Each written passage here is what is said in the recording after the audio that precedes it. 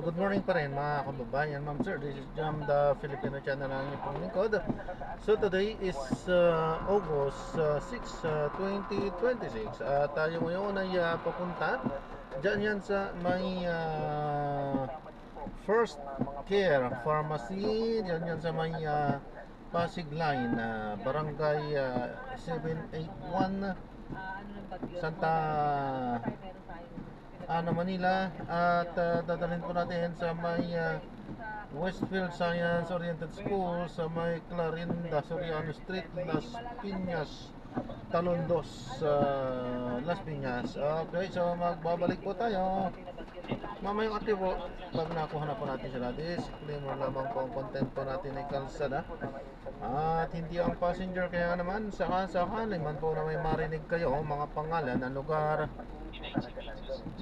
pangalan ng tao, pangalan ng organizations, sa government o private man yan, ay wala pong kinalaman ng channel na ito at wala pong pinapatukulan. Lahat po ng pinag-uusapan dito ay pawang dito lamang po yan sa loob at wala pong pinapatukulan sa labas. Yan, makinig tayo ng mga nagbabagang balita at talaman. During El Nino ay naobserbahan natin na mas malalakas naman po yung umabot ng super typhoon category. And ibig sabihin nito ay although mababa yung dasal ng mga landfalling activities, yung pagkila nito ng habagat ay mananatili po na posible. Pero on the other side naman po nung ating conversation patungkol sa mga tuloy-tuloy ng mga pagulan, meron din naman po itong good side kung saan nakakatulong naman po sa mga dam natin, lalo na sa Angat, na makarecover at some point. Hindi na kung tatamaan yung talaga pumunta, diba? Halimbawa, ang ulan malakas sa Batangas at saka sa Cavite.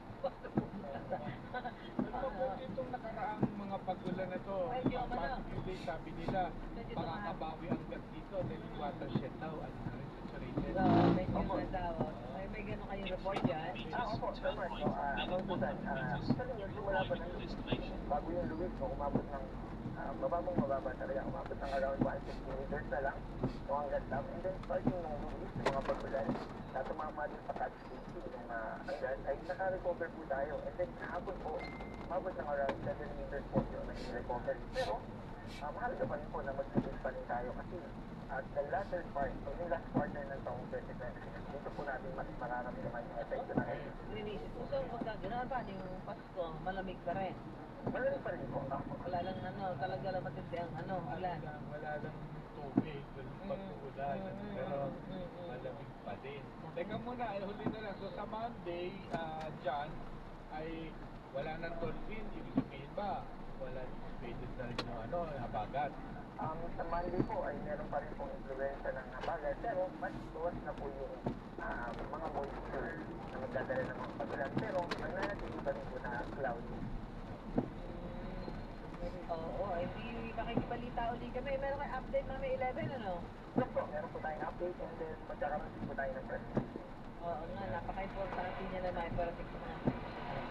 Okay, salamat. Yan. Maraming salamat po. Sinag po tayo. Hello, we're specialist Lampas Ada. Okay, nasa linya na natin yan si Diego Mariano, Information Officer ng Office of Civil Defense. Mr. Mariano, good morning. Magandang umaga po, magandang umaga din po sa ating mga taga-taga. Kamusta po ang ating response at ang mga area po tayo nakatutok, Sir Mariano?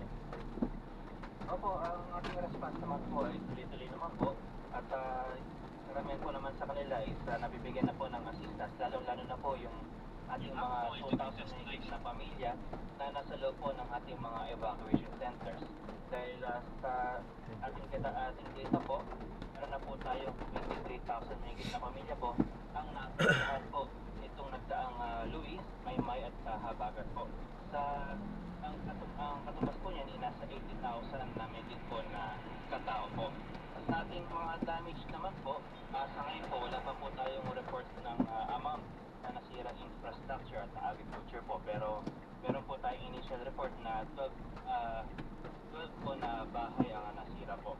Sa ngayon po, wala pa po tayong reports ng casualties na namatay, nawawala or na-injured po. No? Sa ngayon po, wala pa po tayong report na ito po yung mga kinalaman po po sa ating weather systems po. Itong sinasabing tabunan ng mga bato sa Rizal, anong pwede? Na-confirma niyo po ba ito? Hindi, obviously, hindi pa kasama ito sa casualty camp. Ano po siya?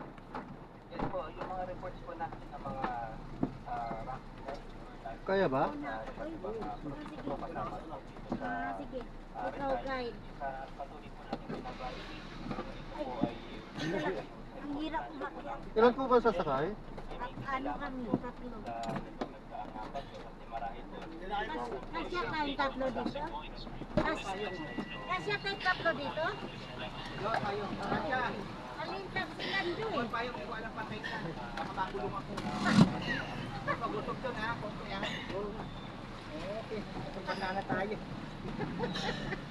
Ay, naku, salamat po.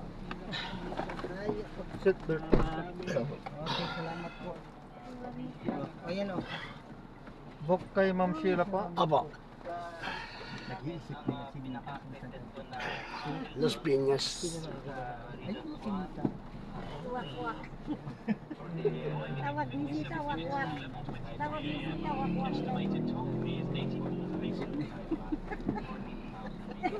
Kamay niya. Pwede yung adjustin mo. Sabi na Kung masyal nahihirapan kayo. kayo, pwede yung Hindi, okay na po. Ay, buti sinabi mo gano'n. Maluwag pa naman sila doon. Masyal kayo, oo. Masyal kami ni Ruben. Taluneta.